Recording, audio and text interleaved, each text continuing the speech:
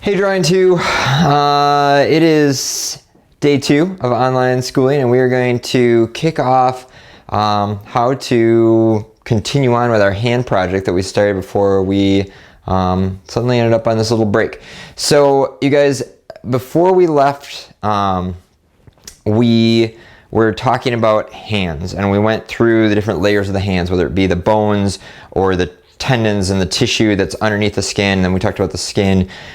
We drew all of our different hands out, and then we got into the theme of our actual project, which is human trafficking. We talked about all the different things that fall into that category, whether it be like the actual slavery part of it, or the sex trade part of it, or the I don't know, just like the labor stuff. Like, you guys all spent a bunch of time like trying to come up with ideas for what your project, what aspect of that human trafficking that you were going to illustrate.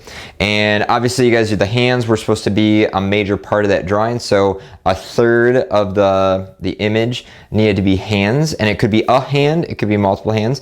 But you guys all had ideas prior to us like leaving on this break. So what I'd like you guys to do is in that Google Slides thing that I sent out on the first day, I want you guys to either just doodle out again what your idea is, what that's going to be, or I would like you guys to, if you actually take your project home, I know a couple people took their projects home, if you want to just take those projects and just, show me what you got done so far, and we'll kind of work from there. So yeah, let's do that. All right. So put that up in the slides. The next part of this though is I want you guys, some of you don't have paper at home, that don't have projects, we need to figure out what you're gonna do for that. So I put out that little quick video that I did walking around my house, and I showed you some different materials that I found around my home.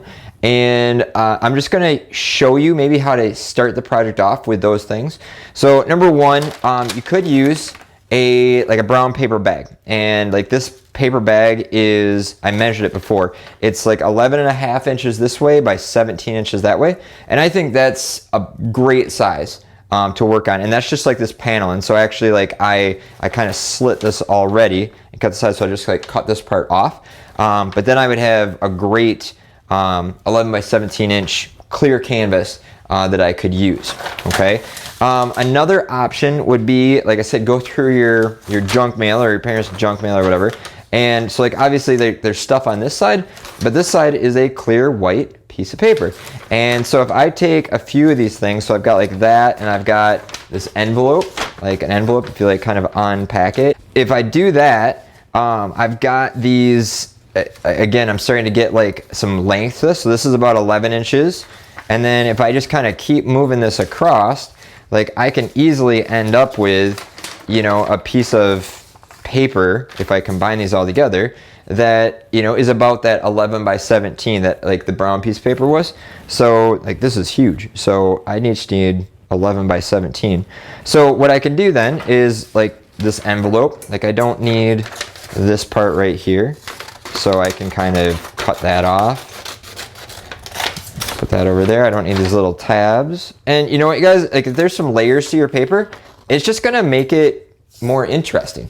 All right, it doesn't have to be a super pristine, perfect piece of paper. Okay, so I'm gonna trim off this part right here. Put that over there. Clip this over here. All right, so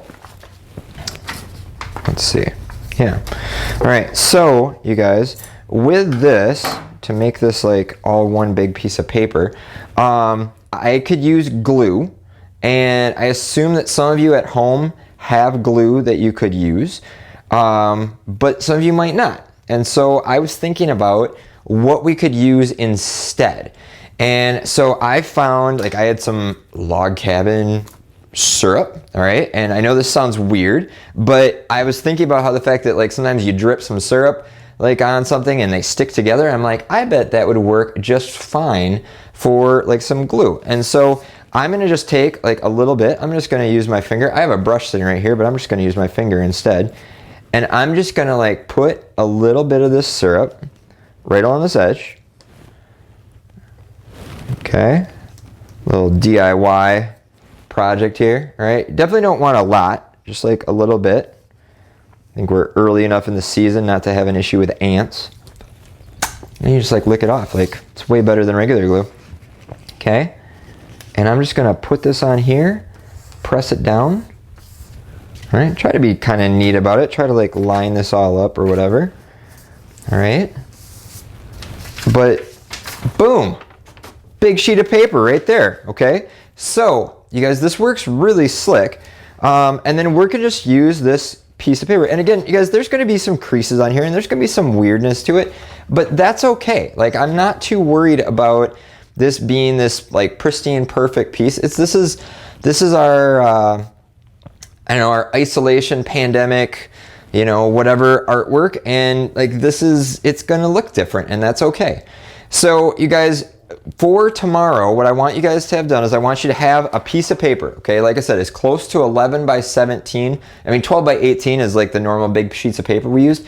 So it's close to 12 by 18 to get. So if it's 11 and a half, so like remember this was 11 and a half by 17, that's awesome. And this is, you know, this is gonna end up being like right around that 11, because it's 11 this way by like 17 or 18, that's fine. And then you guys, we've done half-inch borders.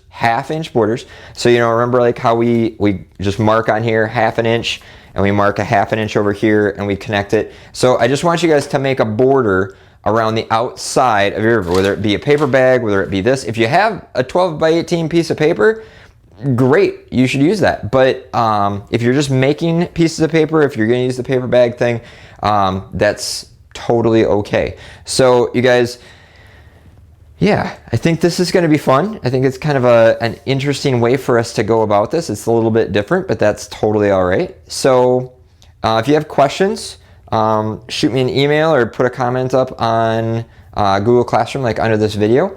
But this should go pretty, I don't know, interesting. So yeah, you guys have a great day and I will talk to you tomorrow.